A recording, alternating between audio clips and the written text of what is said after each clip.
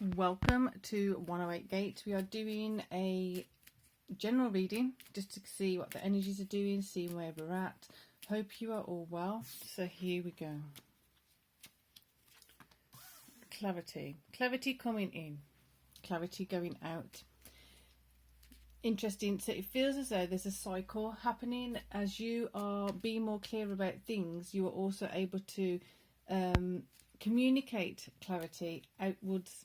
Therefore, that cycle of communication being about clarity, so it comes back to you, then you send it out, comes back to you, send it out. So you're getting a different perspective of things, a different way of understanding what the situation is, a different way of understanding what the scenario is. So where you may have had some misunderstandings, but not knowing about the misunderstandings, because usually if we have a misunderstanding, we're not actually aware of it. It's not until later that you have a thread or a nugget or a piece of clarity come in that you can kind of say, well, actually, I wasn't thinking that. I was thinking this. I didn't mean that. I meant this. And then it also then that can come back as in like, well, actually, what I was saying and what I meant was A, B, or C. So the cycle of clarity feels really strong. It does feel like a cyclone. It feels like a definite feeling of like a vortex feeling again. I think this came in yesterday also, but it was in a slightly different way. So that feeling of if you spend enough energy, time into the truth of it and getting to the clarity, getting to the point where you can hear the clarity from another side, it's going to perpetuate that momentum and therefore dispel any misunderstandings, dispel any things that are not true, and get to the point of things that are actually beneficial. Cooperation, definitely a part of this cycle, because if you don't cooperate, if you're not having the honest conversations with the correct people, then you're going to keep leading yourself back to a misunderstanding. You're going to keep leading yourself back to that mistaken conclusion. So let's get... So there may have been some things that you felt as though when you weren't clear on things, when you were making an assumption or you're assuming that your way is the correct way and you're not allowing for someone else to bring in a different perspective, you kind of shut yourself off from different opportunities, you shut yourself off from different possibilities. So one part of, I don't know where this is coming from, but I do know that this is something definitely has been coming up quite a few months, well, quite a few years now, but specifically a few months back, and it's coming up again in the reading here, that when we are manifesting something or trying to manifest something or attempting or focusing on the manifestation, it's really important on facing where you are directing yourself to go and let go of the stuff that you're not wanting. Otherwise you're kind of stuck in a limbo. You can't, like I've said this example many times, you can't go across the monkey bars by holding on to both with both hands to the bar. You have to let go to the next bar, and then let go to the next bar. Same as walking, you have to lift your foot up and take the next step. You have to lift your foot up, take the next step. It's as simple as that. But when we're doing it metaphorically if we're doing it metaphorically, yes, I don't know why, if we're doing it in a conversation, we have to kind of let go of an idea, let go of fears to have that conversation. Then you can have the next step of the conversation, then you can have the next step of the conversation. Therefore the clarity can increase, the clarity can strengthen. So it's an interesting vibe. Knight of Cups. Through this process, you're definitely it's definitely feeling that there's a masculine energy kind of benefiting from this, because if you are proactive, but you're proactive in the wrong direction, then you're not actually working in your favour, you're kind of working against what you're aiming towards. Hence when I'm saying when manifestation, you need to be going in the correct direction. You need to be focusing on where you're heading as opposed to where you've been. And I don't mean you can't use the past as a benefit for yourself, is in hindsight.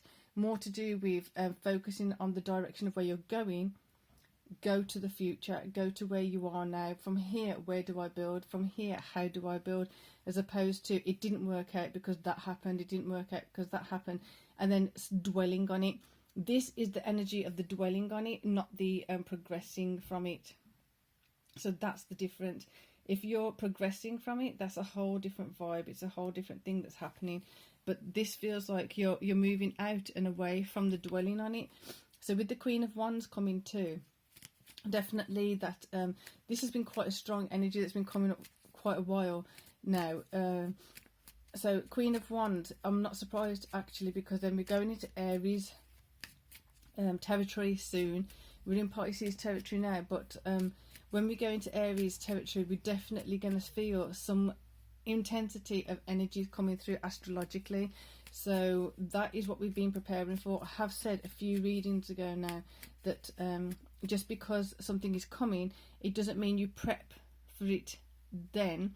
You prep for it now, so that when you get to that point, it's easier. You kind of navigated some of the energies, and then when, like, if you're going for a holiday, you don't just go there and your stuff is there that you need. You need to prep. You need to be able to book the accommodation, or make sure you've got accommodation and things like that. You need to make sure you've got the stuff you need with you, your clothes, appropriate clothing, shoes, all that stuff. So you need to prep before you arrive at the location. This is the same kind of scenario. You need to prep now, so when we do arrive in that funky, amazingly intense energy in April, we've already done some of the prep work now. So looking up, making sure that we're focused on what we want, how we want it. Are we asking for what we need? And then going towards it. So the masculine energy does feel like we're going into that space. I did feel like today we wanted to go back into the masculine feminine cards, so I've got them here, and we're going to have a masculine energy card over there and a feminine energy card over here, just to see how it's cooperating and collaborating with each other. So Queen of Wands, looking up to the stars. How is this impacting divine masculine within yourself? So therefore, you are seeing where things were difficult. You're seeing where you need to be navigating things and going to that next level of mastery, going to that next level of understanding. How do I manage these energies? Pretty much exactly how I've been saying. Need to be preparing for the stuff that's going to be coming up. There's going to be eclipses coming and other stuff too. So we've got quite a nice juicy time coming. Again, not catastrophizing it. It is going to be intense. It is going to be emotionally commanding at some level. How are you going to look at it?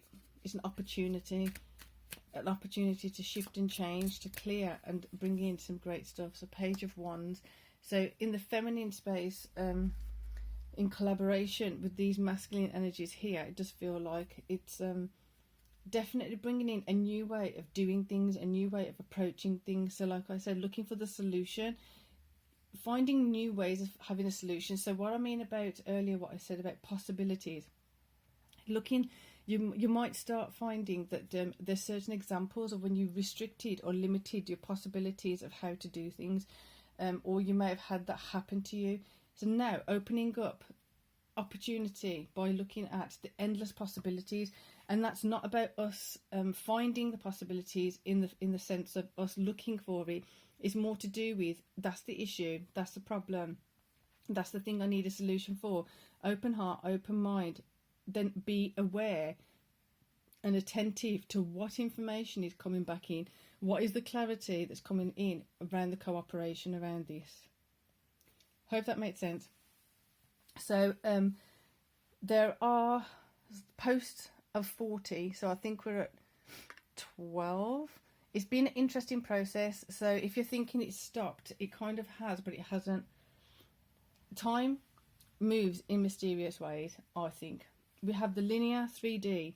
So the linear 3D is not in alignment with the energetic movement of time at the moment. So going back and forth. So the posts are going up, and I'm doing it as post number something of 40. So I'm still going to do the 40 posts, but I'm going with the way the time is moving energetically as opposed to day 1, day 2, because that's the way it's coming in.